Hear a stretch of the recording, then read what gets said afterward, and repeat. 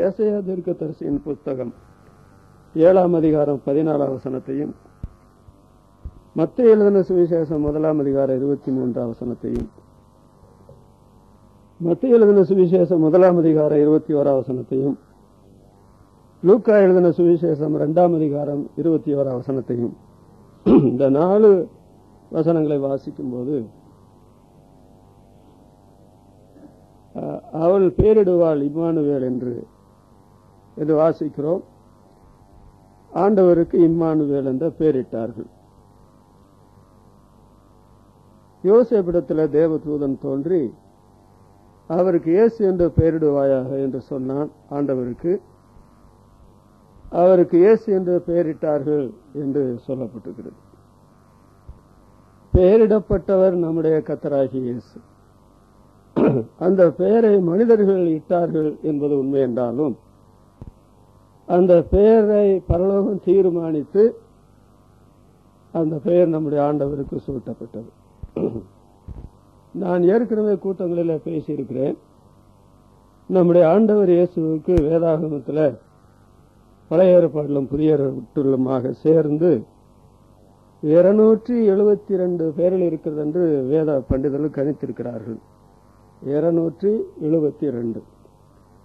அந்த 272 பெயர்களை நீங்கள் வேதத்தில் பார்த்தால் எல்லா பெயர்களுக்கும் பொருள் உண்டு. அவருடைய தன்மையை, அவருடைய கிரியைகளை வெளிப்படுத்துகிற வார்த்தைகளாகத்தான் அவர் கொடுக்கப்பட்ட பெயர்கள் இருக்கிறது. நான் உங்களுக்கு இன்றைய காலையில் இந்த 272 பெயர்களில் அவருக்குள்ள 3 பெயர்களை பற்றித்தான் இந்த காலையில் உங்களுடைய சிந்தனை கொண்டு வரப்போகிறேன். அதற்கு முந்தி, இந்த டிசம்பர் மாதம் வந்துவிட்டால் உலகத்தில் இருக்கிற எல்லா மக்களுக்கும் தெரியக்கூடிய காரியம், நாமளும் மிகவும் நன்றாக அறிந்திருக்கிற காரியம் என்னவென்றால், கிறிஸ்து பிறந்தார் என்று உலகமெல்லாம் பண்டிகை கொண்டாடப் போகிறார்கள் என்று நமக்கு தெரியும். கிறிஸ்துமஸ் என்று சொல்லுகிறார்கள். ஆண்டவர் இயேசுவனுடைய பிறப்பை வைத்துத்தான் உலகத்தை கிபி என்றும் கிமு என்றும், கிறிஸ்துவுக்கு பின் என்றும் கிறிஸ்துவுக்கு முன் என்றும் வகுத்திருக்கிறார்கள். ஏன் மற்றவர்கள் பிறந்ததை வைத்து உலக சரித்திரத்தை இப்படி 2ஆக வகுக்கவில்லை? ஏன் உலகத்தில் பிறந்த மாபெரும் மனிதர்கள் தங்களை தெய்வ அவதாரங்கள் என்று சொல்லுகிறார்களே, அவர்களுக்கு ஏன் 272 பேர்கள் கொடுக்கப்படவில்லை? அவங்க பெற்ற பெயர்கள் எல்லாம் பரலோகத்தில் தேவன் நினைத்த பெயரை பூலோகத்தில் வச்சாங்க. நம்முடைய ஆண்டவருக்கு இணையாக எவனை ஒப்பிட முடியும்? யாரை ஒப்பிட்டு பேச முடியும்? இவரை வைத்துத்தான் சரித்திரம் என்று சொல்லுகிறது. ஹிஸ்டரி என்று சொல்றாங்க, சரித்திரம். அதனுடைய அர்த்தம் என்னவென்றால் ஹிஸ்டோரி. அவருடைய ஜீவியம் தான் சரித்திரம். அவர் இல்லாத சரித்திரம் கிடையாது. இன்றைக்கு 2010ஆம் ஆண்டு என்று சொல்லுகிறார்களே, இது எல்லா நாட்டுக்கும் தெரிந்த ஒன்றுதானே 2010வது ஆண்டு என்று சொல்லி. அது என்னத்தை சொல்லுகிறது? இயேசுவானவர் பிறந்து 2010 ஆண்டு, இந்த ஆண்டு முடிய போறது. அதற்கு என்ன காரணம் என்றால், இவர்தான் சரித்திரத்தையே உண்டாக்கினவர், ஆளுகை செய்கிறவர். கொலோசியர் 1ஆம் அதிகாரம் 16ஆம் வசனத்தில், அவரை கொண்டும் அவருக்கு என்றும் சகலமும் சிருஷ்டிக்கப்பட்டது, அவருக்கு என்றும் அவருக்கென்றும், அவரை கொண்டும் அவருக்கு என்றும். இவங்க வேணுமானா நாங்க பல மதத்தை சேர்ந்தவங்க, பல ஜாதிகளை சேர்ந்தவங்க, இப்படி சொல்லிக்கிட்டு இருக்கலாம். ஆனால் இவர்கள் எல்லாரையும் உண்டாக்கினவர் யார் என்று கேட்டால் ஆண்டவர் இயேசு. அவருக்காக அவர் உண்டாக்கினார், படைத்தான். படைப்பையெல்லாம் மனுவுக்காக, மனுவை படைத்தான் தன்னை வணங்க. ஆனால் மதத்தையும் ஜாதிகளையும் நம்பிக்கொண்டிருக்கிற மக்கள் ஆண்டவர் இயேசுவை ஏற்றுக்கொள்ளவில்லை என்றால் நஷ்டம் அவருடையது. இவர்தான் சரித்திர நாயகர். எபிரேயர் 1:2 கூட பிதாவாகிய தேவன் இவரை கொண்டு உலகங்களை உண்டாக்கினார், இவர் இல்லாமல் உலகத்தை தெய்வம் உண்டாக்கவில்லை. மத்தேயு 2:2 அவருடைய நட்சத்திரத்தை கண்டு அவரை பணிந்து கொள்ள வந்தோம். நட்சத்திரம் யாருடையது? ஆண்டவர் இயேசு நட்சத்திரத்தை உண்டாக்கினார், நட்சத்திரம் அவருடையது. மார்க் எழுதின சுவிசேஷம் 4ஆம் அதிகாரம் 41ஆம் வசனத்துல காற்றும் கடலும் இவருக்கு கீழ்ப்படுகிறதே, இவர் யாரோ? இவர் யார் என்று கேட்டால் காற்று கடல் இவருடைய எஜமான். அவர் காற்றை உண்டாக்கினார். எவனாவது காற்றுக்கு ஏத்து நிக்க முடியுமா? கடலை உண்டாக்கினார். சுனாமி வந்தா இவங்க தாக்கு பிடிக்குமா உலகம்? இவர் எஜமான், கடலின் எஜமான், காற்றுக்கு எஜமான். பேரிடப்பட்டார் கர்த்தர் இயேசு. அதுதான் இந்த காலையில நான் உங்களிடத்துல பேசுகிற தலைப்பு. பெயரிடப்பட்டார் கர்த்தர் இயேசு. அவருக்குள்ள 3 பெயர்களை மாத்திரம் நாம் சிந்திக்கலாம். அதுல யோவான் எழுதின சுவிசேஷம் 1ஆம் அதிகாரம் 1 முதல் 3 வசனங்கள், 1 யோவான் 1ஆம் அதிகாரம் 5ஆம் வசனம், 5ஆம் அதிகாரம் 7ஆம் வசனம், வெளிப்படுத்தின விசேஷம் 19ஆம் அதிகாரம் 13ஆம் வசனம். இந்த 3 வாசித்த வசனங்கள் எல்லாம் நீங்கள் பார்த்தால் யோவானில, யோவான் நிருபத்தில, வெளிப்படுத்தின விசேஷத்துல நீங்கள் பார்த்தால் கர்த்தராகிய இயேசு பெயரிடப்பட்டாரே, அவர் வார்த்தை, வார்த்தையானவர் என்று எழுதப்பட்டிருக்கிறது. 272 பேர்களில் ஒரு பெயர் என்னவென்றால் அவர் வார்த்தை. பெயரிடப்பட்ட இயேசு வார்த்தையானவர். ஆதியில வார்த்தை இருந்தது, அந்த வார்த்தை தேவனிடத்தில் இருந்தது, அந்த வார்த்தை தேவனாய் இருந்தது, அவரால் என்று ஒன்று உண்டாக்கப்படவில்லை என்று பார்க்கிறோம். 14ஆம் வசனத்தில் அந்த வார்த்தை கிருபையினால மாம்சத்தினால நிறைந்தவராய் நமக்குள்ளே வாசம் பண்ணினார். அந்த வார்த்தை விசுவாசிகளான தேவனுடைய பிள்ளைகளுக்கு உள்ளேயே வந்து வாசம் பண்ணினார் என்று பார்க்கிறோம். ஆதியிலே இருந்த வார்த்தை, ஆதி என்பதற்கு ஆரம்பம் கிடையாது. அதோடு ஜீவ வார்த்தை என்று யோவான் குறிப்பிடுகிறார். ஜீவ வார்த்தை. பரலோகத்திலே சாட்சியிடுகிறவர் மூவரும் ஒன்றாயிருக்கிறார்கள்.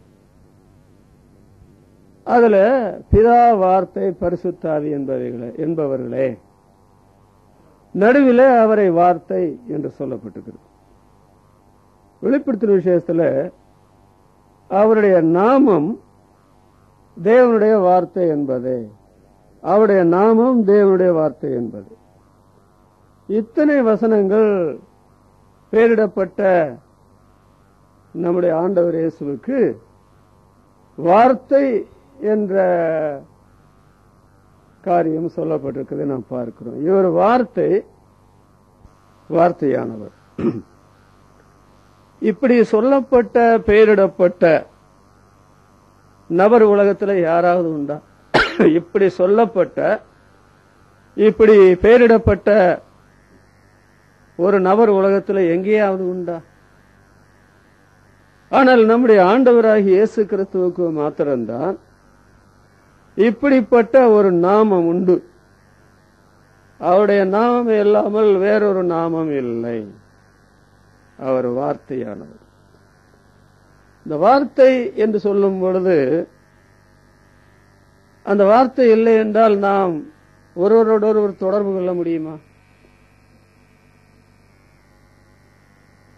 ஆண்டவர் மனிதனுக்கு வார்த்தையை கொடுத்ததனுடைய காரணம், அந்த வார்த்தையினாலே நீங்கள் ஒருவரோட ஒரு தொடர்பு வைத்துக் கொள்ளுங்கள். வனாந்தரம் போல இருக்காதீங்க, தனிமையில் இருக்கிறோம் என்று நீங்க யாரும் நினைக்க வேண்டாம். நான் என்னுடைய சாயல படைத்தேன். பாவம் செய்த பிற்பாடு கூட உங்களுடைய முதல் தகப்பனை பார்த்து நம்மிலே ஒருவரை போல ஆனான் என்று நான் சொன்னேன். வார்த்தையை உங்களுக்கு தர்றேன், வார்த்தையை உங்களுடைய உள்ளத்துல வச்சிருக்கிறேன், உங்களுடைய வாயில வார்த்தை வரும். இதனால நீங்கள் ஒருவரோட தொடர்பு கொள்ளுங்கள் என்ற நிலைமையில வச்சிருக்கனாலதான் அன்பு, பாசம், மனிதாபிமானம் இவைகளுக்கு இந்த வார்த்தைகளை நாம் பயன்படுத்துகிறோம். வார்த்தை எவ்வளவு முக்கியம் மனித வாழ்க்கைக்கு. இன்னொன்று, இந்த வார்த்தையினாலதான் நாம் நல்லவங்களா கெட்டவங்களா அப்படின்னு தெரியும். ஒரு வார்த்தையை நீங்க பேசாம இருந்தீங்கன்னு சொன்னா ஒருவேளை நீங்க ரொம்ப நல்லவங்க, நீங்க தான் கடவுள் அப்படி கூட சொல்லிடலாம். இன்றைக்கும் சொல்றாங்கல்ல. ஆனால் இந்த வார்த்தையினாலே நாம் யார், நான் எப்படிப்பட்டவர்கள், மனுஷனுடைய உள்ளத்திலிருந்து புறப்பட்டு ஓடுகிறது என்று ஆண்டவர் சொல்றாரு. அதெல்லாம் வார்த்தைகளா புறப்பட்டு ஓடுது. என்ன நல்ல வார்த்தை ஓடுது. அப்ப வார்த்தையினாலே நாம் யார் என்று அறியப்படுகிறோம். ஆண்டவர் வார்த்தையானவர் என்று சொல்லும் பொழுது அவர் நம்மோடு தொடர்பு கொள்வதற்கு அவர் வார்த்தையானவராக வரவில்லை என்றால் நம்மோடு அவர் தொடர்பு கொள்ள முடியாது. அவர் தேவனுடைய குமாரனாய் இருந்தோம், 1000-10000 தேவ தூதருடைய அதிகாரியாய் இருந்தோம், முதல் மனிதனை உண்டாக்கினவராய் இருந்தோம். அவர் வார்த்தையா இல்லை என்றால் அவர் நம்மோடு தொடர்பு கொள்ள முடியாது. இன்றைக்கு அவர் வார்த்தை என்று சொல்லும் பொழுது அவர் நம்மிடத்தில் அந்த வார்த்தையின் மூலமாக தொடர்பு கொள்ள முடியும். அண்ட சராசங்களை படைத்தவர். வானம் எனக்கு சிங்காசனம், பூமி எனக்கு பாதபடி, நீங்கள் எனக்கு எப்படிப்பட்ட ஆலயத்தை கட்டுவீர்கள், நான் வானத்தையும் பூமியை நிரப்புகிறவர் அல்லவா. இப்படிப்பட்டவர் நம்மோடு தொடர்பு கொள்ள அது எவ்வளவு பெரிய பாக்கியம். அதனால் அவர் வார்த்தையானவர். இந்த காரியம் கிறிஸ்துமஸ் பண்டிகை கொண்டாடுறவங்களுக்கு விளங்குதா? விளக்க முடியுமா? அதோடு இந்த வார்த்தையினாலே நாம் அறியப்படுகிறோம். இயேசு அறியப்பட்டார். பழைய ஏற்பாட்டு காலத்தில் ஒரு மனிதரோடு பேசி இருக்கிறார். இந்த நம்மை போன்ற உருவத்தில் அல்ல, வேறு நிலைமையில். இயேசுவாவிடத்தில் ஆண்டவர் பேசுகிறார். சேனாபதியாய், பரலோகத்தில் இருக்கிற சேனையினுடைய அதிபதியாய் வந்து, பரலோகத்தில் இருக்கிற சேனைகளுக்கு கணக்கு கிடையாது, அங்க வந்து நிற்கிறார். மனுஷனாக பூலோகத்தில் வந்த பொழுது அவர் மனிதனோடு என்ன பேசினார், அது அந்த பேச்சு பேசவில்லை என்றால் மனிதனுடைய கதி என்ன ஆகும், அது நாம் பார்க்கவில்லையா? அதனால வார்த்தையானவர் என்று அவரை பற்றி சொல்றது அருமையான சத்தியம் அல்லவா?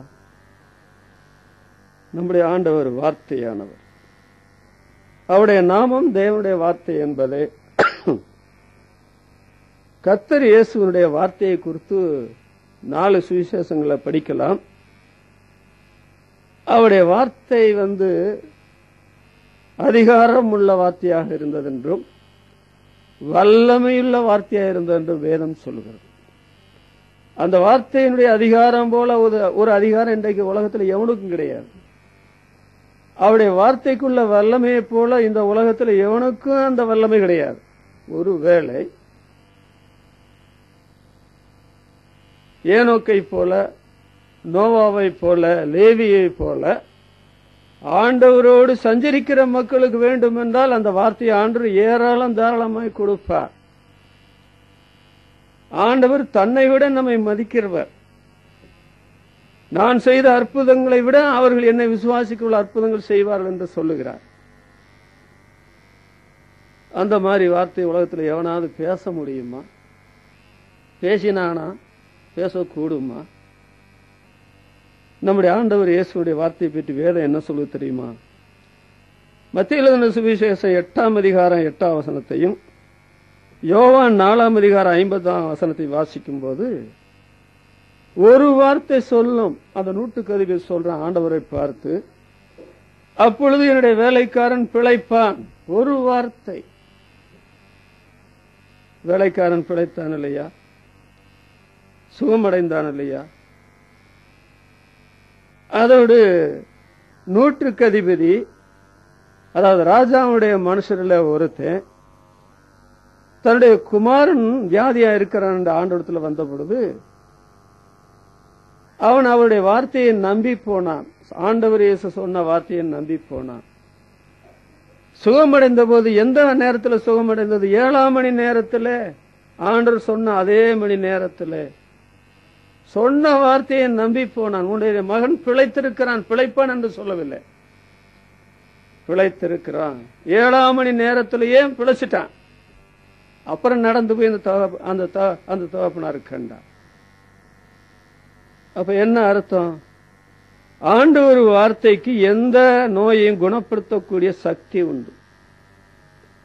அவர் ஒரு வார்த்தை சொன்னால் போதும், நம்முடைய நோய் எதுவோ, அது 38 வருஷ வியாதியா இருக்கட்டும், 12 வருஷம் பெரும்பாடுள்ள ஸ்திரீனுடைய உதர ஊரலா இருக்கட்டும், உடனே சுகமாக்கும் வார்த்தை அவருடைய வார்த்தை, குணமாக்கும் வார்த்தை.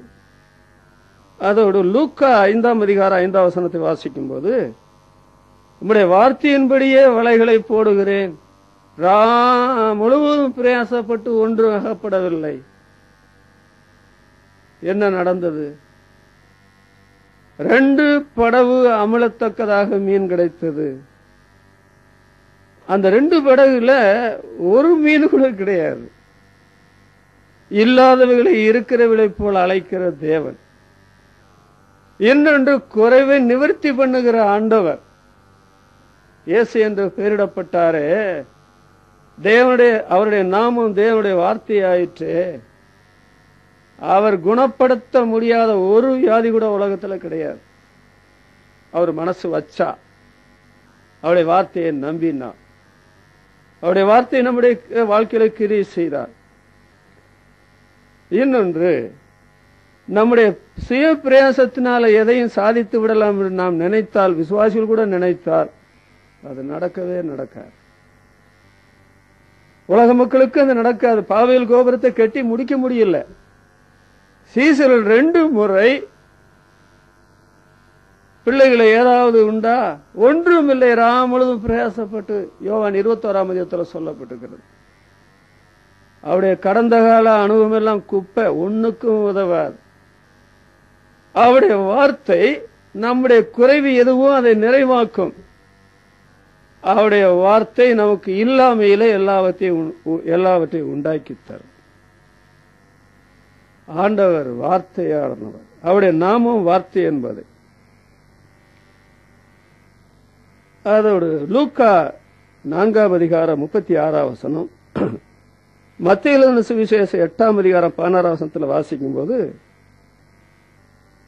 ஆண்டவர் வியாதி நிறைய பிசாசு பிடிச்சவங்களை கொண்டு வர்றாங்க. அநேகரை அவருடைய வார்த்தையினால துரத்துகிறார். அப்போ இது என்ன வார்த்தையோ, இந்த பிசாசுகள் எல்லாம் ஓடுது. பிசாசுகளை துரத்தும் வார்த்தை 8ஆம் அதிகாரம் 16ஆம் வசனத்துல, அவர் தம்முடைய வார்த்தையினால அவர்களை துரத்தினார் பிசாசுகளை. அவர் வாயிலிருந்து வார்த்தை வராத வரைக்கும் குணமாகாது. ஒருவேளை வியாதி அதிகமாகிக் கொண்டே வந்தாலும் வரும். அவருடைய வார்த்தை வராத வரையில நம்முடைய குறைவு ஆகி கடைசியில் ஒண்ணுமே இல்லாம போனாலும் போயிடும். அவருடைய வார்த்தை வராத வரையில பிசாசு எல்லா விதமான நட்டுவலித்தையும் பண்ணுவான். லேகியோன் பிசாசு பிடிச்சவனுடைய நிலைமை நீங்க பாத்தீங்களா? அம்மனமா இருக்கானே, வீட்டை விட்டு ஓடி போயிட்டானே, தன்னை காயப்படுத்துறானே, மற்றவங்களை காயப்படுத்துறானே, கூக்குரல் போடுறானே, அந்த வழியில ஒருத்தர் நடக்க முடியலையே, வெங்கல வழங்கு போட்டு கட்டுறாங்க, அதெல்லாம் உடைச்சு தகுக்கிறானே, யாராவது ஏதாவது செய்ய முடியுமா? சிறு வயது முதல் பிசாசு பிடிச்ச அந்த இளைஞனை அநேக முறை தீயில தள்ளுறானே, தண்ணீர்ல தள்ளுறானே, கசக்குறானே, சோர்ந்து போகிறான் இந்த பையன். ஆண்டவர் நொடி பொழுதுல தம்முடைய வார்த்தையினால துரத்தினார். அநேக வைத்தியர்களாலே சற்றாயிலும் குணமடையாமல் வைத்தியர்களால் அதிக வேதனைப்படுகிற போது வஸ்திரத்தின் ஓரத்தை தான் தொட்டாங்க, ஓடி போச்ச வியாதி. அவருடைய வார்த்தைக்கு எவ்வளவு வல்லமை என்று. பிசாசுகளை அடக்கி ஆளக்கூடிய சக்தி உள்ள வார்த்தை. அருமையானவர்களே, அவர்தான் வார்த்தை. வெளிப்படுத்தின விசேஷம் 1 அதிகாரம் 8 வசனத்தில் என்ன சொல்கிறார் பாருங்கள். நான் ஆதியும் அந்தமுமாய் இருக்கிறேன், அல்பாவும் ஒமேகாவுமாய் இருக்கிறேன் சொல்றாரு. அல்பா ஒமேகா, அது என்ன வார்த்தை? எபிரேய, கிரேக்கு, லத்தீன் வார்த்தைகள்ல தான் பைபிள் எழுதப்பட்டதுதான் ஒரிஜினல் பாஷைகள், மூல பாஷை. அதுல இருந்தா ஆங்கிலம் மற்ற தமிழ் மற்ற பாஷைகள் எல்லாம் வந்தது. அதுல கிரேக்க பாஷையினுடைய முதல் எழுத்து எது, கடைசி எழுத்து எது என்று கேட்டால் அல்பா ஒமேகா. இந்த அல்பா ஒமேகா இல்லை என்றால் அது பாஷை அல்ல. அவங்க யாரும் பேச முடியாது, ஊமைகளா உலகமெல்லாம் சுத்தி தெரிவாங்க. அப்ப ஆண்டவர் சொன்னதுடைய காரணம் என்னவென்றால், நான் அல்பா ஒமேகா என்று சொன்னால் நான் தான் பாஷை, என்னை இல்லாமல் பாஷை இல்லை அப்படின்னு சொல்றேன். நம்முடைய ஆண்டவர் எவ்வளவு பெரியவர். பைபிள்ல வாசிக்கிறோம், ஒரு நாளை விசேஷித்துக் கொள்றவனும் கர்த்தருக்கென்று விசேஷித்துக் கொள்றானா, ஒரு நாளை விசேஷித்துக் கொள்ளாதவனும் கர்த்தருக்கென்று விசேஷித்துக் கொள்ளாதிருக்கிறானா. விசேஷித்துக் கொள்ளும் பொழுது ஆண்டவரை மையப்படுத்தணும், முக்கியப்படுத்தணும். அது இல்லாம விசேஷித்துக் கொண்டா அதுல ஒரு பிரயோஜனம் கிடையாது. கிறிஸ்துமஸ் பண்டிகை கொண்டாட வேண்டும் என்று வேதம் போதிக்கவில்லை. அப்படி போதிக்காத இருக்கிறது காரணம், இன்றைக்கு கிறிஸ்துமஸ் காலங்களில் நடக்கிற காரியங்களை நீங்க பாத்தீங்களா, ஆட்டம் பாட்டம் கொண்டாட்டம், மதுபான வெறிய கொள்ளக்கூடிய சம்பவங்கள், மற்ற பசியப்பக்காரனும் புளிச்சேப்பக்காரனும் சேர்ந்தது மாதிரி ஏழைகள் பெருத்த பூமியில டாம்பீகமா பண்டிகை கொண்டாட்டங்கள், எவ்வளவு பணச்செலவு, எவ்வளவு பொருள் செலவு, எவ்வளவு கேக்கு. ஆடாடாடாடா, ஆண்டவர் ஏழையிலும் ஏழையாய் பிறந்தார். துணிகளிலே சுற்றி என்று சொல்லப்பட்டு துண்டு துணிகளிலே சுற்றி ஒரு ஏழ்மையான குடும்பத்தில் பிறந்தார். அந்த கிழக்கிலிருந்து சாஸ்திரியில் வந்த பொழுது பொன்னை கொடுக்கவில்லை என்றால் அந்த பொன்னை எடுத்துக்கொண்டு அவங்க எதுக்கு ஓடி இருக்க முடியாது. ஆனால் இன்றைக்கு அது நடக்குது. இதெல்லாம் நடக்கும் என்று ஆண்டவர் தேவனுடைய குமாரன் முன்னதாகவே கண்டார். அதனால அவருடைய பிறப்பின் பண்டிகை பற்றி கொண்டாட வேண்டும் என்றோ எந்த நாள் என்று கூட குறிப்பிடாத விட்டு விட்டார் ஞானமுள்ள தகப்பன். ஆனால் அது கொண்டாடப்படும் பொழுது உண்மையான விசுவாசிகளுடைய உள்ளத்துல ஒரு பெரிய சந்தோஷம் உண்டாகும். உலகமெல்லாம் ஆண்டவர் பிறந்தார்னு கொண்டாடுறாங்களே, எப்படியோ கொண்டாடிட்டு போட்டு, எப்படியாவது கிறிஸ்து அறிவிக்கப்படுகிறார், நான் சந்தோஷப்படுகிறேன்னு சொல்றார் இல்லையா. இன்றைக்கும் விசுவாச மக்கள் கூட அந்த நாளிலோ எந்த நாளிலோ அவங்க சந்தோஷமா கொண்டாடுறது பெரிய பாவம் நான் விளக்கெடுக்க மாட்டேன். ஆனா இவங்களோட சேர்ந்து கொண்டாடும் போது நமக்கு அவங்களுக்கு வித்தியாசம் இல்லாம போயிருமில்ல. அதனாலதான் ஒரு கூட்டம் கூட நம்ம நடத்துறதில்லை. ஆனால் இந்த நடத்துகிற மக்களுக்கு இயேசுவானவர் யாருன்னு தெரியுமா? விடிய விடிய சொல்லுங்க, விடிச்சிட்டு சொல்லுங்க. ஒரு புறமதஸ்தன் கூட நம்ம சொல்றதை காது கொடுத்து கேட்டு புரிந்து கொள்ளுவா. ஆனால் இந்த கிறிஸ்தவ மக்கள் ஒரு காலத்துல புரிந்து கொள்ள மாட்டாங்க. செவிகளை எடுத்துக் கொள்ளுகிற செவிட்டு விரியனை போல எத்தனை ஆயிரங்களை நான் காமிக்கட்டும் இந்த வால்பாறையிலும் மற்ற இடங்களிலும். நம்முடைய ஆண்டவர் பெயரிடப்பட்டவர். இவரோட யாரை ஒப்பிட முடியும்? இவர் வார்த்தையானவர், நம்மோடு தொடர்பு கொள்ளக்கூடியவர். இவருடைய வார்த்தையில எவனாவது அவரை அகப்படுத்தக்கூடுமா? விசுவாசிகளான தேவ ஜனங்கள், நாம் பெரும் பாக்கியம் பெற்றவர்கள். அந்த வார்த்தை கிருபையினாலும் சத்தியத்தினால் நிறைந்தவராய் நமக்குள்ளே வாசம் பண்ணுகிறார். நம்முடைய வார்த்தை எப்படி இருக்கணும்? மனிதரோட தொடர்பு உள்ள தெய்வன் வார்த்தை தந்தார். அந்த வார்த்தையினாலே நாம் யார்? ஆவிக்குரியவங்களா மாம்சத்துக்குரியவங்களா? கிறிஸ்துவுக்கு சொந்தக்காரர்களா கிறிஸ்துவுக்கு அந்நியர்களா என்பதை வெளிப்படுத்துகிற அருமையான வார்த்தைகளை தந்திருக்கிறார். இரண்டாவது அவருக்கு கொடுக்கப்பட்ட பெயர் லூக்கா எழுதின சுவிசேஷம் 1 அதிகாரம் 78 79 வசனத்தில் வாசிக்கும் போது, அந்தகாரத்திலும் மரண இருளிலும் உட்கார்ந்திருக்கிறவர்களுக்கு வெளிச்சம் தரவும், நம்முடைய கால்களை சமாதான வழியில நடத்தவும் அவ்விரக்கத்தினாலே உன்னதத்திலிருந்து தோன்றிய அருணோதயம் நம்மை சந்தித்திருக்கிறது என்றான். இங்கே சொல்லப்பட்ட தீர்க்க தரிசனத்தை பார்த்தீங்களா? நம்முடைய ஆண்டவர் அருணோதயம் என்று சொல்லப்பட்டிருக்கிறார். அருணோதயம். இன்னொரு வகையில் சொல்ல போனால் அருணோதயர். பெயரிடப்பட்ட நம்முடைய ஆண்டவராகிய இயேசு கிறிஸ்து வார்த்தையானவர். பெயரிடப்பட்ட நம்முடைய ஆண்டவராகிய இயேசு கிறிஸ்து இந்த இடத்துல அருணோதயம். அவர் அருணோதயர். பாருங்க, பரலோகத்தில் சாட்சியிடுகிறவர்கள் மூவர். பரலோகத்திலிருந்து அதுல வார்த்தை. ஆண்டவர் இயேசு பரலோகத்துக்குரியவர். அவர் வார்த்தையானார். பூலோகத்துக்குரியவர் அல்ல. பூலோகத்துக்குரிய ஆட்களையே நாம கனப்படுத்துறோம், அவங்கள பற்றி பேசுறோமே பெருமையா. ஆனால் பரலோகத்தில் இருந்து வந்த வார்த்தையை பற்றி நாம் எவ்வளவு கனப்படுத்த வேணும், எவ்வளவு அவரை பற்றி பெருமையா பேச வேணும், மேன்மையா பேச வேணும். இங்கே என்ன வாசிக்கிறோம்? உன்னதத்திலிருந்து தோன்றின அருணோதயம். இயேசுவானவர் பூலோகத்திலிருந்து தோன்றினவர் அல்ல, உன்னதத்திலிருந்து தோன்றினவர். இவரை நாம் கனப்படுத்துகிறதுல புகழுகிறதுல எவ்வளவு கவனம் செலுத்த வேண்டும். உலக மக்கள் உலக சம்பந்தப்பட்ட ஆட்களை கனப்படுத்துறாங்க, பெருமையா பேசுறாங்க. ஆனால் பரலோகத்திலிருந்து உன்னதத்திலிருந்து வந்தவரை, பரலோகத்திலிருந்து பேரிடப்பட்டவரை,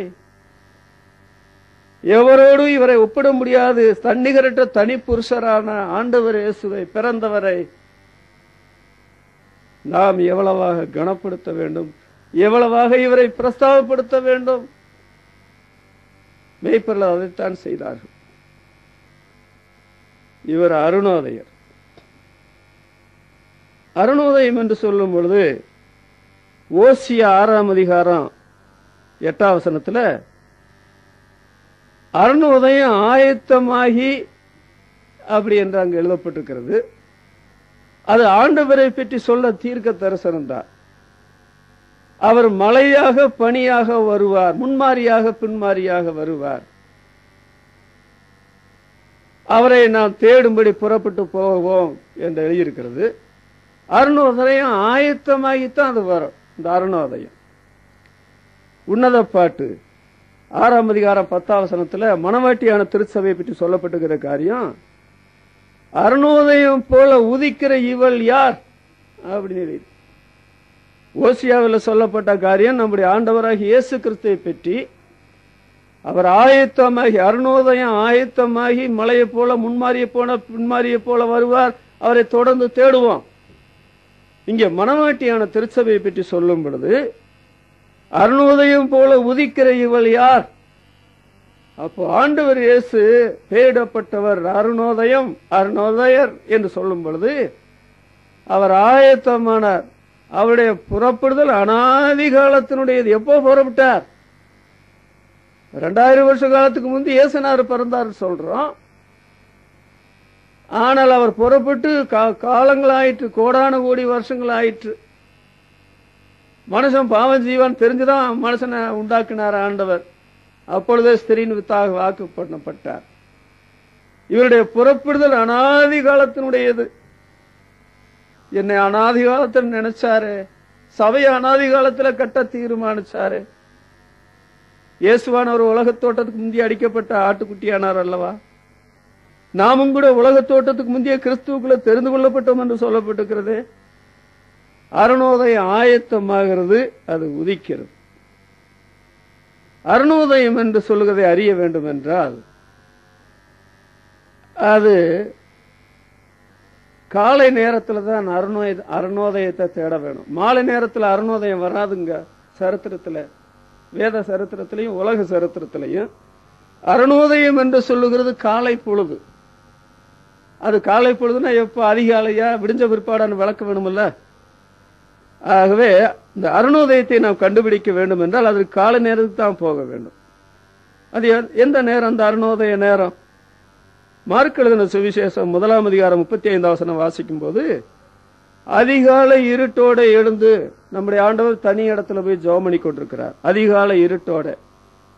அது அருணோதய நேரம் அல்ல.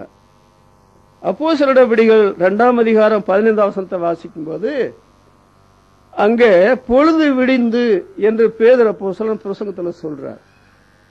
அப்ப அதிகாலை இருட்டோட என்று சொல்லுகிற நேரமும் அருணோதய நேரம் அல்ல. பொழுது விடிந்து என்று சொல்லியிருக்குதே, அது அருணோதய நேரம் அல்ல. இதற்கு ரெண்டுக்கு இடைப்பட்ட நேரம் இருக்கு பாத்தீங்களா? அதிகாலை நேரத்துக்கும் அதிக இருட்டோட உள்ள நேரத்துக்குள்ள நேரம், இடப்பட்ட நேரம் இருக்கு பாத்தீங்களா? அதுதாங்க அருணோதயம் என்று சொல்றது.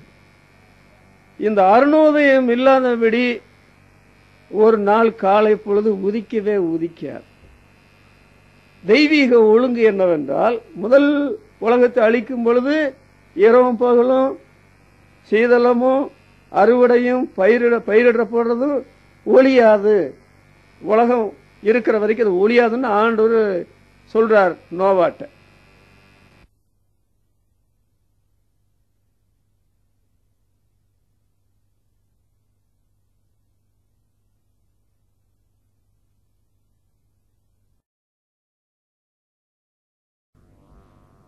ஏசாயா தீர்க்கதரிசியின் புத்தகம் 7 அதிகாரம் 14 வசனத்தையும், மத்தேயு எழுதின சுவிசேஷம் 1 அதிகாரம் 23 வசனத்தையும், மத்தேயு எழுதின சுவிசேஷம் 1 அதிகாரம் 21 வசனத்தையும், லூக்கா எழுதின சுவிசேஷம் 2 அதிகாரம் 21 வசனத்தையும் இந்த 4 வசனங்களை வாசிக்கும் போது, அவள் பேரிடுவாள் இம்மானுவேல் என்று வாசிக்கிறோம். ஆண்டவருக்கு இம்மானுவேல் என்ற பெயரிட்டார்கள். யோசேப்பிடத்தில் தேவதூதன் தோன்றி அவருக்கு இயேசு என்று பெயரிடுவாயாக என்று சொன்னான். ஆண்டவருக்கு அவருக்கு இயேசு என்று பெயரிட்டார்கள் என்று சொல்லப்பட்டிருக்கிறது. பெயரிடப்பட்டவர் நம்முடைய கர்த்தராகிய இயேசு. அந்த பெயரை மனிதர்கள் இட்டார்கள் என்பது உண்மை என்றாலும், அந்த பெயரை பரலோகம் தீர்மானித்து அந்த பெயர் நம்முடைய ஆண்டவருக்கு சூட்டப்பட்டது. நான் ஏற்கனவே கூட்டங்களில் பேசியிருக்கிறேன். நம்முடைய ஆண்டவர் இயேசுவுக்கு வேதாகமத்தில் பழைய ஏற்பாட்டிலும் புதிய ஏற்பாட்டிலுமாக சேர்ந்து 272 பெயர்கள் இருக்கிறது என்று வேத பண்டிதர்கள் கணித்திருக்கிறார்கள். 272. அந்த 272 பெயர்களை நீங்கள் வேதத்தில் பார்த்தால் எல்லா பெயர்களுக்கும் பொருள் உண்டு. அவருடைய தன்மையை, அவருடைய கிரியைகளை வெளிப்படுத்துகிற வார்த்தைகளாகத்தான் அவர் கொடுக்கப்பட்ட பெயர்கள் இருக்கிறது. நான் உங்களுக்கு இந்த காலையில் இந்த 272 பெயர்களில் அவருக்குள்ள 3 பெயர்களை பற்றித்தான் இந்த காலையில் உங்களுடைய சிந்தனை கொண்டு வரப்போகிறேன். அதற்கு முந்தி இந்த டிசம்பர் மாதம் வந்துவிட்டால் உலகத்தில் இருக்கிற எல்லா மக்களுக்கும் தெரியக்கூடிய காரியம், நாமளும் மிகவும் நன்றாக அறிந்திருக்கிற காரியம் என்னவென்றால், கிறிஸ்து பிறந்தார் என்று உலகமெல்லாம் பண்டிகை கொண்டாட போகிறார்கள் என்று நமக்கு தெரியும். கிறிஸ்துமஸ் என்று சொல்லுகிறார்கள்.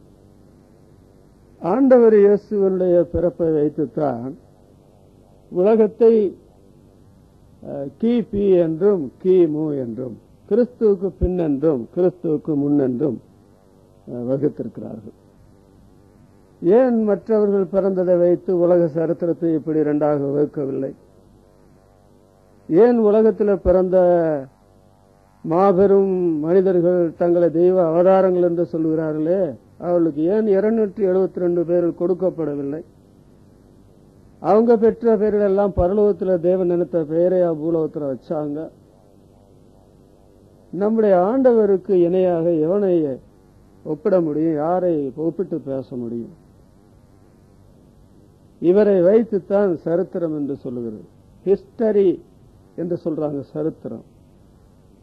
அதனுடைய அர்த்தம் என்னவென்றால் ஹிஸ்டோரி, அவருடைய ஜீவியம் தான் சரித்திரம். அவர் இல்லாத சரித்திரம் கிடையாது. இன்றைக்கு 2010ஆம் ஆண்டு என்று சொல்லுகிறார்களே, இது எல்லா நாட்டுக்கும் தெரிந்த ஒன்றுதானே 2010வது ஆண்டு என்று சொல்லி. அது என்னத்தை சொல்லுகிறது? இயேசுவானவர் பிறந்து 2010 ஆண்டு, இந்த ஆண்டு முடிய போறது. அதற்கு என்ன காரணம் என்றால், இவர்தான் சரித்திரத்தையே உண்டாக்கினவர், ஆளுகை செய்கிறவர். கொலோசியர் 1ஆம் அதிகாரம் 16ஆம் வசனத்துல, அவரை கொண்டும் அவருக்கு என்றும் சகலமும் சிருஷ்டிக்கப்பட்டது, அவருக்கு என்றும் அவருக்கென்றும், அவரை கொண்டும் அவருக்கு என்றும். இவங்க வேணுமானா நாங்க பல மதத்தை சேர்ந்தவங்க, பல ஜாதிகளை சேர்ந்தவங்க, இப்படி சொல்லிக்கிட்டு இருக்கலாம். ஆனால் இவர்கள் எல்லாரையும் உண்டாக்கினவர் யார் என்று கேட்டால் ஆண்டவர் இயேசு. அவருக்காக அவர் உண்டாக்கினார், படைத்தான். படைப்பையெல்லாம் மனுவுக்காக, மனுவை படைத்தான் தன்னை வணங்க. ஆனால் மதத்தையும் ஜாதிகளையும் நம்பிக்கொண்டிருக்கிற மக்கள் ஆண்டவர் இயேசுவை ஏற்றுக்கொள்ளவில்லை என்றால் நஷ்டம் அவருடையது. இவர்தான் சரித்திர நாயகர். எபிரேயர் 1:2 கூட, பிதாவாகிய தேவன் இவரை கொண்டு உலகங்களை உண்டாக்கினார், இவர் இல்லாமல் உலகத்தை தெய்வம் உண்டாக்கவில்லை.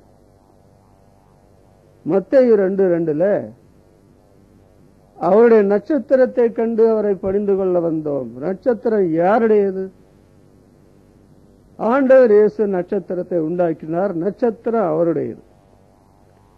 மார்க் எழுதின சுவிசேஷம் 4ஆம் அதிகாரம் 41ஆம் வசனத்துல, காற்றும் கடலும் இவருக்கு கீழ்ப்படுகிறதே, இவர் யாரோ? இவர் யார் என்று கேட்டால், காற்று கடல் இவருடைய எஜமான். அவர் காற்றை உண்டாக்கினார். எவனாவது காற்றுக்கு ஏத்து நிக்க முடியுமா? கடலை உண்டாக்கினார். சுனாமி வந்தா இவங்க தாக்கு பிடிக்குமா உலகம்? இவர் எஜமான், கடலின் எஜமான், காற்றுக்கு எஜமான். பேரிடப்பட்டார் கர்த்தர் இயேசு. அதுதான் இந்த காலையில நான் உங்களிடத்துல பேசுகிற தலைப்பு. பேரிடப்பட்டார் கர்த்தர் இயேசு. அவருக்குள்ள 3 பெயர்களை மாத்திரம் நாம் சிந்திக்கலாம். அதுல யோவான் எழுதின சுவிசேஷம் 1ஆம் அதிகாரம் 1 முதல் 3 வசனங்கள், 1 யோவான் 1ஆம் அதிகாரம் 5ஆம் வசனம், 5ஆம் அதிகாரம் 7ஆம் வசனம், வெளிப்படுத்தின விசேஷம் 19ஆம் அதிகாரம் 13ஆம் வசனம். இந்த 3 வாசித்த வசனங்கள் எல்லாம் நீங்கள் பார்த்தால், யோவானில, யோவான் நிருபத்தில, வெளிப்படுத்தின விசேஷத்துல நீங்கள் பார்த்தால், கர்த்தராகிய இயேசு பெயரிடப்பட்டாரே, அவர் வார்த்தை, வார்த்தையானவர் என்று எழுதப்பட்டிருக்கிறது. 272 பேர்களில் ஒரு பெயர் என்னவென்றால், அவர் வார்த்தை. பெயரிடப்பட்ட இயேசு வார்த்தையானவர். ஆதியிலே வார்த்தை இருந்தது, அந்த வார்த்தை தேவனிடத்தில் இருந்தது, அந்த வார்த்தை தேவனாய் இருந்தது, அவரால் என்று ஒன்று உண்டாக்கப்படவில்லை என்று பார்க்கிறோம். 14ஆம் வசனத்தில் அந்த வார்த்தை கிருபையினால மாம்சத்தினால நிறைந்தவராய் நமக்குள்ளே வாசம் பண்ணினார். அந்த வார்த்தை விசுவாசிகளான தேவனுடைய பிள்ளைகளுக்கு உள்ளேயே வந்து வாசம் பண்ணினார் என்று பார்க்கிறோம்.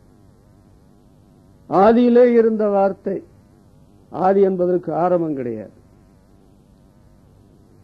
அதோடு ஜீவ வார்த்தை என்று யோவான் குறிப்பிடுகிறார். ஜீவ வார்த்தை.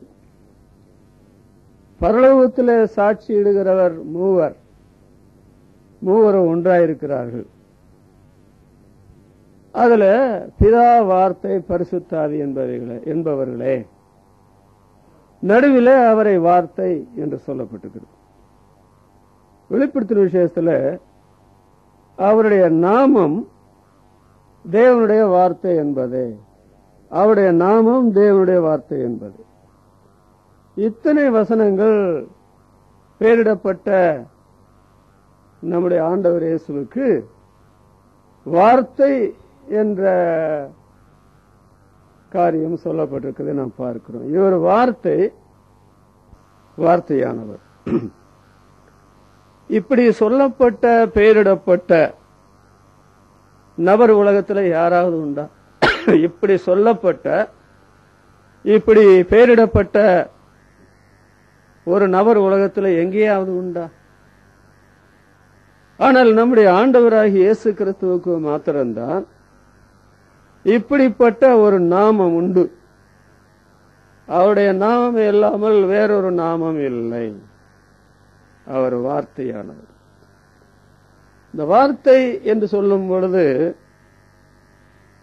அந்த வார்த்தை இல்லை என்றால் நாம் ஒருவரோடொருவர் தொடர்பு கொள்ள முடியுமா?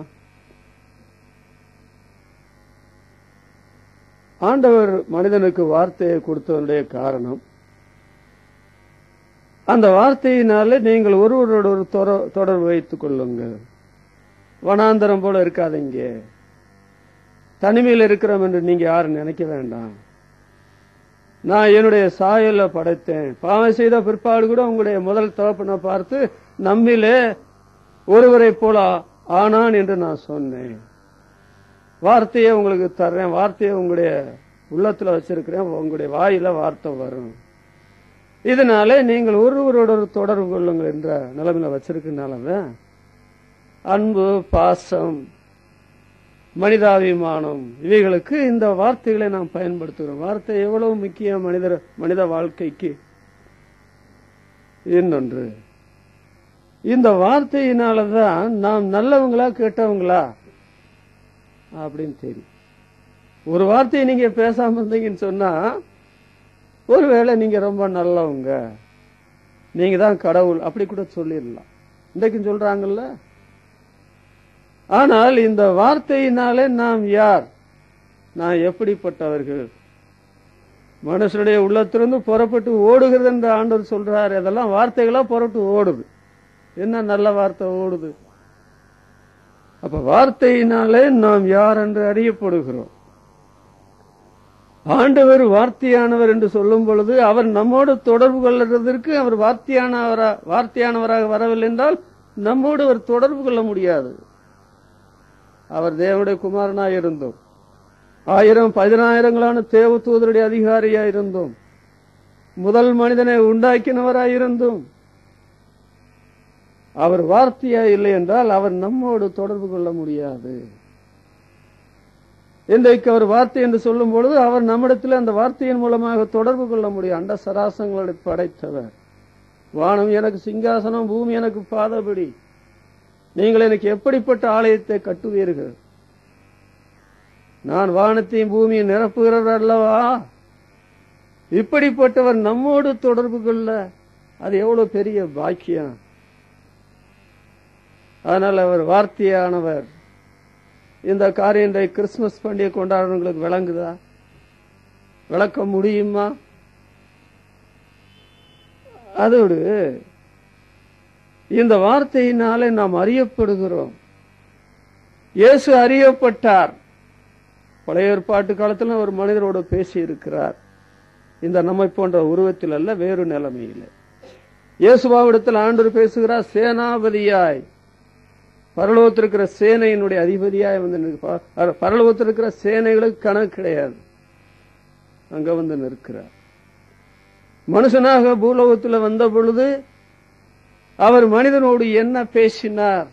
அது அந்த பேச்சு பேசவில்லை என்றால் மனிதனுடைய கதி என்ன ஆகும்? அது நாம் பார்க்கவில்லையா?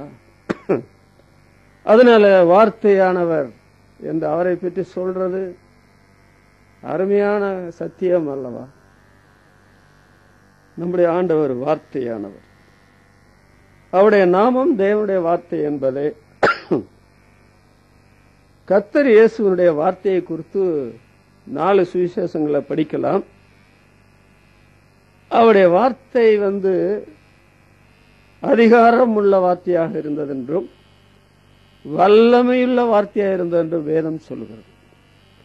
அந்த வார்த்தையினுடைய அதிகாரம் போல ஒரு அதிகாரம் இன்றைக்கு உலகத்தில் எவனுக்கும் கிடையாது. அவருடைய வார்த்தைக்குள்ள வல்லமையை போல இந்த உலகத்தில் எவனுக்கும் அந்த வல்லமை கிடையாது. ஒருவேளை ஏனோக்கை போல, நோவாவை போல, லேவியை போல ஆண்டவரோடு சஞ்சரிக்கிற மக்களுக்கு வேண்டும் என்றால் அந்த வார்த்தையை ஆண்டவர் ஏராளம் தாராளமாய் கொடுப்பார். ஆண்டவர் தன்னை விட நம்மை மதிக்கிறவர். நான் செய்த அற்புதங்களை விட அவர்கள் என்னை விசுவாசிக்குள்ள அற்புதங்கள் செய்வார்கள் என்று சொல்லுகிறார். அந்த மாதிரி வார்த்தை உலகத்தில் எவனாவது பேச முடியுமா? பேசினானா? பேசக்கூடுமா? நம்முடைய ஆண்டவர் இயேசுடைய வார்த்தையை பற்றி வேதம் என்ன சொல்லுது தெரியுமா? மத்தேயு எழுதின சுவிசேஷம் 8ஆம் அதிகாரம் 8ஆம் வசனத்தையும் யோவான் 4ஆம் அதிகாரம் 50ஆம் வசனத்தை வாசிக்கும் போது ஒரு வார்த்தை சொல்லும் அந்த நூற்றுக்கதிபதி சொல்ற ஆண்டவரை பார்த்து, அப்பொழுது என்னுடைய வேலைக்காரன் பிழைப்பான். ஒரு வார்த்தை. வேலைக்காரன் பிழைத்தான் இல்லையா? சுகமடைந்தான் இல்லையா? அதோடு நூற்றுக்கதிபதி, அதாவது ராஜாவுடைய மனுஷரில் ஒருத்தன் தன்னுடைய குமாரன் வியாதியா இருக்கிறான் என்ற ஆண்டவரத்தில் வந்த பொழுது அவன் அவருடைய வார்த்தையை நம்பி போனான். ஆண்டவர் இயேசு சொன்ன வார்த்தையை நம்பி போனான். சுகமடைந்த போது எந்த நேரத்தில் சுகமடைந்தது? 7ஆம் மணி நேரத்தில். ஆண்டவர் சொன்ன அதே மணி நேரத்தில் சொன்ன வார்த்தையை நம்பி போனான். உன்னுடைய மகன் பிழைத்திருக்கிறான். பிழைப்பான் என்று சொல்லவில்லை, பிழைத்திருக்கிறான். 7ஆம் மணி நேரத்திலேயே பிழைச்சிட்டான். அப்புறம் நடந்து போய் அந்த தகப்பனார் கண்டான். அப்ப என்ன அர்த்தம்? ஆண்டவர் வார்த்தைக்கு எந்த நோயையும் குணப்படுத்தக்கூடிய சக்தி உண்டு. அவர் ஒரு வார்த்தை சொன்னால் போதும், நம்முடைய நோய் எதுவோ, அது 38 வருஷ வியாதியா இருக்கட்டும், 12 வருஷம் பெரும்பாடுள்ள ஸ்திரீனுடைய உதர ஊரலாய் இருக்கட்டும், உடனே சுகமாக்கும் வார்த்தை அவருடைய வார்த்தை, குணமாக்கும் வார்த்தை. அதோடு லூக்கா 5ஆம் அதிகாரம் 5ஆம் வசனத்தை வாசிக்கும் போது, உம்முடைய வார்த்தையின்படியே வலைகளை போடுகிறேன், முழுவதும் பிரயாசப்பட்டு ஒன்று அகப்படவில்லை. என்ன நடந்தது? 2 படகு அமிழத்தக்கதாக மீன் கிடைத்தது. அந்த 2 படகுல ஒரு மீன் கூட கிடையாது. இல்லாதவைகளை இருக்கிறவளை போல் அழைக்கிற தேவன், இன்னொன்று குறைவை நிவர்த்தி பண்ணுகிற ஆண்டவர். இயேசு என்று பெயரிடப்பட்டாரே, அவருடைய நாமம் தேவனுடைய வார்த்தையாயிற்று. அவர் குணப்படுத்த முடியாத ஒரு வியாதி கூட உலகத்தில் கிடையாது.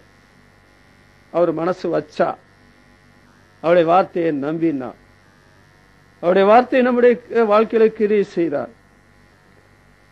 இன்னொன்று, நம்முடைய சுய பிரயாசத்தினால எதையும் சாதித்து விடலாம் என்று நாம் நினைத்தால், விசுவாசிகள் கூட நினைத்தால், அது நடக்கவே நடக்காது. உலக மக்களுக்கு அது நடக்காது. பாவேல் கோபுரத்தை கட்டி முடிக்க முடியல. சீசர்கள் 2 முறை பிள்ளைகளை ஏதாவது உண்டா? ஒன்றும் இல்லை. முழுதும் பிரயாசப்பட்டு யோவான் 21ஆம் அதிகாரத்தில் சொல்லப்பட்டிருக்கிறது. அவருடைய கடந்த கால அனுபவம் எல்லாம் குப்பை, ஒண்ணுக்கும் உதவாது. அவருடைய வார்த்தை நம்முடைய குறைவு எதுவோ அதை நிறைவாக்கும். அவருடைய வார்த்தை நமக்கு இல்லாமையிலே எல்லாவற்றையும் உண்டாக்கி தரும். ஆண்டவர் வார்த்தையானவர். அவருடைய நாமம் வார்த்தை என்பது.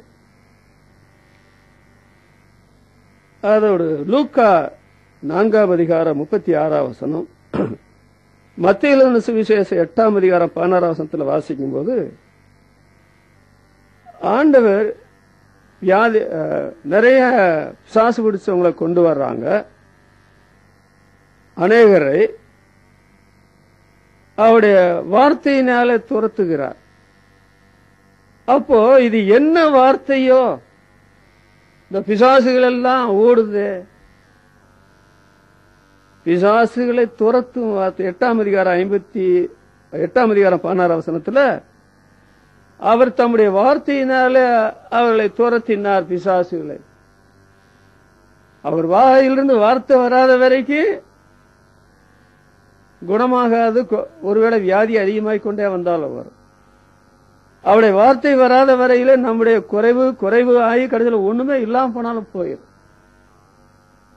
அவருடைய வார்த்தை வராத வரையில பிசாசு எல்லா விதமான நட்டுவலித்தையும் பண்ணுவான். லேகியோன் பிசாசு பிடிச்சவனுடைய நிலைமை நீங்க பாத்தீங்களா? அம்மனமா இருக்கானே, வீட்டை விட்டு ஓடி போயிட்டானே, தன்னை காயப்படுத்துறானே, மற்றவங்களை காயப்படுத்துறானே, கூக்குரல் போடுறானே, அந்த வழியில ஒருத்தர் நடக்க முடியலையே, வெங்கல வழங்கு போட்டு கட்டுறாங்க, அதெல்லாம் உடைச்சு தகுக்கிறானே, யாராவது ஏதாவது செய்ய முடியுமா? சிறு வயது முதல் பிசாசு பிடிச்ச அந்த இளைஞனை அநேக முறை தீயில தள்ளுறானே, தண்ணீர்ல தள்ளுறானே, கசக்குறானே, சோர்ந்து போகிறான். இந்த பையன் ஆண்டவர் நொடி பொழுதுல தம்முடைய வார்த்தையினால துரத்தினார். அநேக வைத்தியர்களாலே சற்றாயிலும் குணமடையாமல் வைத்தியர்களால் அதிக வேதனைப்படுகிற போது வஸ்திரத்தின் ஓரத்தை தான் தொட்டாங்க, ஓடி போச்ச வியாதி. அவருடைய வார்த்தைக்கு எவ்வளவு வல்லமை என்று. பிசாசுகளை அடக்கி ஆளக்கூடிய சக்தி உள்ள வார்த்தை. அருமையானவர்களே, அவர்தான் வார்த்தை. வெளிப்படுத்தின விசேஷம் 1ஆம் அதிகாரம் 8ஆம் வசனத்தில் என்ன சொல்கிறார் பாருங்கள். நான் ஆதியும் அந்தமுமாய் இருக்கிறேன், அல்பாவும் ஒமேகாவுமாய் இருக்கிறேன் சொல்றாரு. அல்பா ஒமேகா அது என்ன வார்த்தை? எபிரேய, கிரேக்கு, லத்தீன் வார்த்தைகள்ல தான் பைபிள் எழுதப்பட்டதுதான் ஒரிஜினல் பாஷைகள், மூல பாஷை. அதுல இருந்தா ஆங்கிலம் மற்ற தமிழ் மற்ற பாஷைகள் எல்லாம் வந்தது. அதுல கிரேக்க பாஷையினுடைய முதல் எழுத்து எது, கடைசி எழுத்து எது என்று கேட்டால் அல்பா ஒமேகா. இந்த அல்பா ஒமேகா இல்லை என்றால் அது பாஷை அல்ல. அங்க யாரும் பேச முடியாது, ஊமைகளா உலகமெல்லாம் சுத்தி தெரிவாங்க. அப்ப ஆண்டவர் சொன்னவருடைய காரணம் என்னவென்றால், நான் அல்பா ஒமேகா என்று சொன்னால் நான் தான் பாஷை, என்னை இல்லாமல் பாஷை இல்லை அப்படின்னு சொல்றேன். நம்முடைய ஆண்டவர் எவ்வளவு பெரியவர்.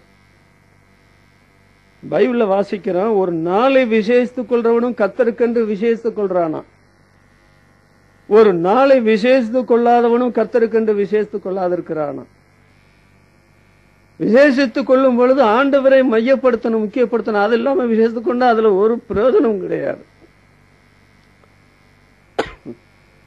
கிறிஸ்துமஸ் பண்டிகை கொண்டாட வேண்டும் என்று வேதம் போதிக்கவில்லை. அப்படி போதிக்காத இருக்கிறது காரணம், இன்றைக்கு கிறிஸ்துமஸ் காலங்களில் நடக்கிற காரியங்களை நீங்க பாத்தீங்களா? ஆட்டம் பாட்டம் கொண்டாட்டம், மதுபான வெறிய கொள்ளக்கூடிய சம்பவங்கள், மற்ற பசியப்பக்காரனும் புளிச்சேப்பக்காரனும் சேர்ந்தது மாதிரி ஏழைகள் பெருத்த பூமியில டாம்பீகமா பண்டிகை கொண்டாட்டங்கள்.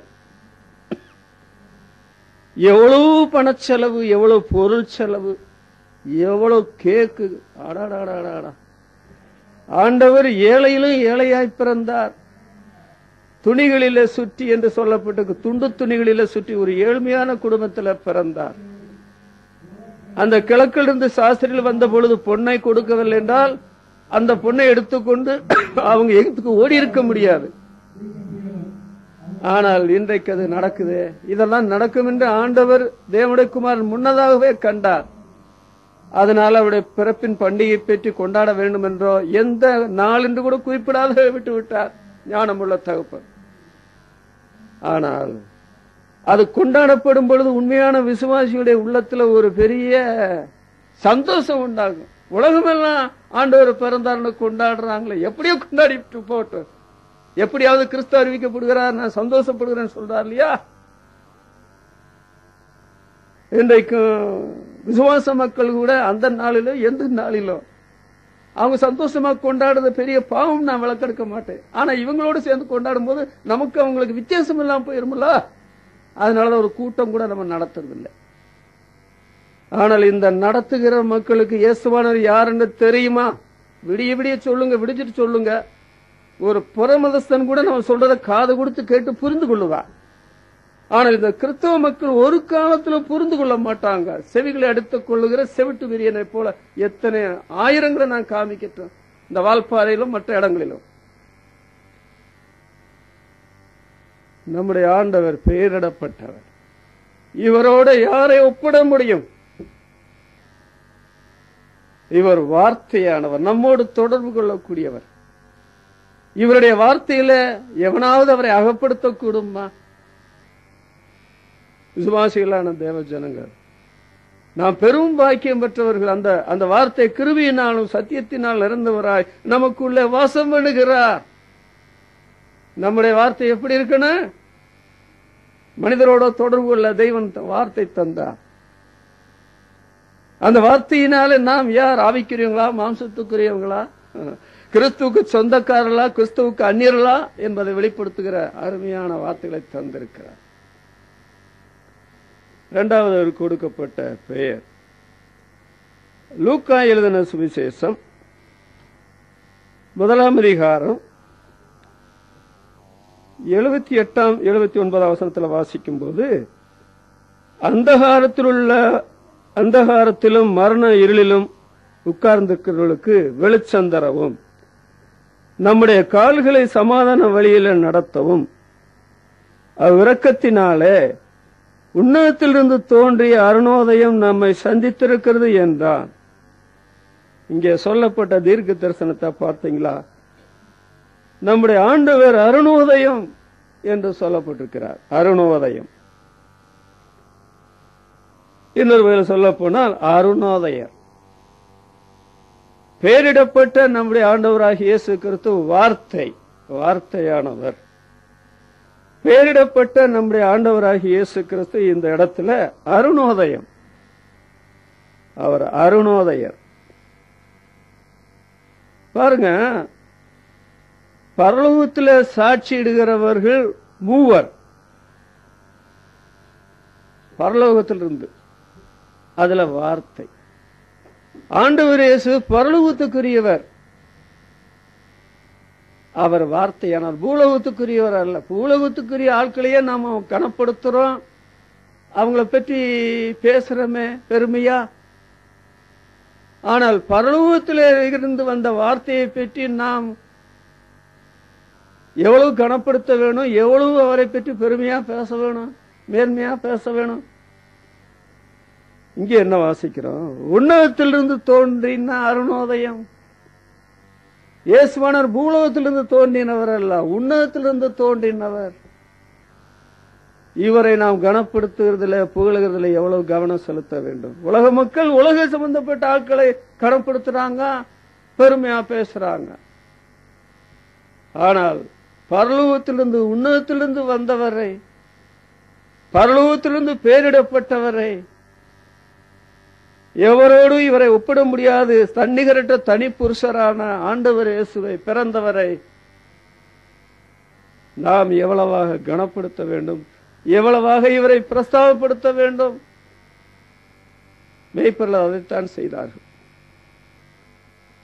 இவர் அருணோதயர். அருணோதயம் என்று சொல்லும் பொழுது ஓசியா 6 அதிகாரம் 8 வசனத்துல அருணோதயம் ஆயத்தமாகி அப்படி என்று அங்கு எழுதப்பட்டிருக்கிறது. அது ஆண்டவரை பற்றி சொல்ல தீர்க்க தரிசனம் தான். அவர் மழையாக பனியாக வருவார், முன்மாரியாக பின்மாரியாக வருவார்.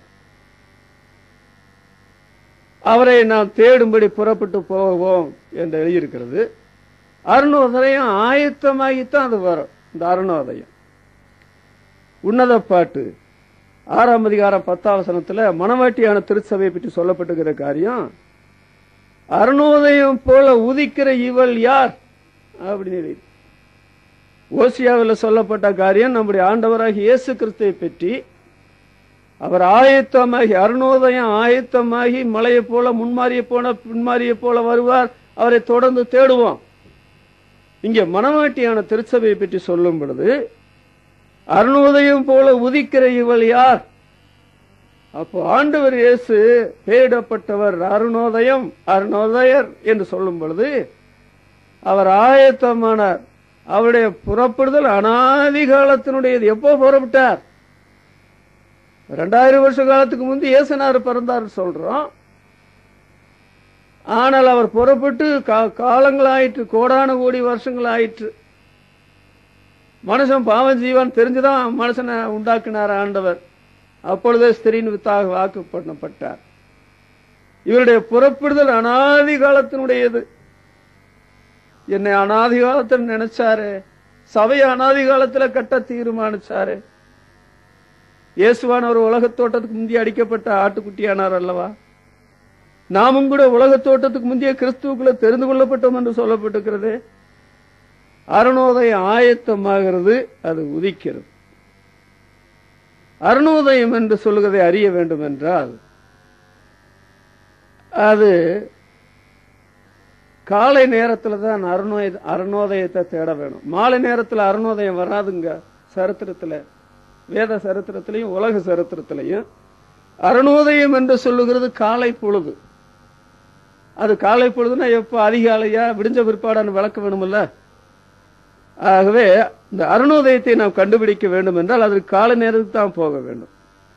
அது எந்த நேரம்? அந்த அருணோதய நேரம் மார்க் எழுதின சுவிசேஷம் 1ஆம் அதிகாரம் 35ஆம் வசனம் வாசிக்கும் போது, அதிகாலை இருட்டோட எழுந்து நம்முடைய ஆண்டவர் தனி இடத்துல போய் ஜெபம் பண்ணி கொண்டிருக்கிறார். அதிகாலை இருட்டோட. அது அருணோதய நேரம் அல்ல. அப்போஸ்தலர் நடபடிகள் 2ஆம் அதிகாரம் 15ஆம் வசனத்தை வாசிக்கும் போது, அங்கே பொழுது விடிந்து என்று பேதுரு அப்போஸ்தலன் பிரசங்கத்தில் சொல்றார். அப்ப அதிகாலை இருட்டோட என்று சொல்லுகிற நேரமும் அருணோதய நேரம் அல்ல. பொழுது விடிந்து என்று சொல்லியிருக்குதே, அது அருணோதய நேரம் அல்ல. இதற்கு ரெண்டுக்கு இடைப்பட்ட நேரம் இருக்கு பாத்தீங்களா? அதிகாலை நேரத்துக்கும் அதிக இருட்டோட உள்ள நேரத்துக்குள்ள நேரம், இடப்பட்ட நேரம் இருக்கு பாத்தீங்களா? அதுதாங்க அருணோதயம் என்று சொல்றது.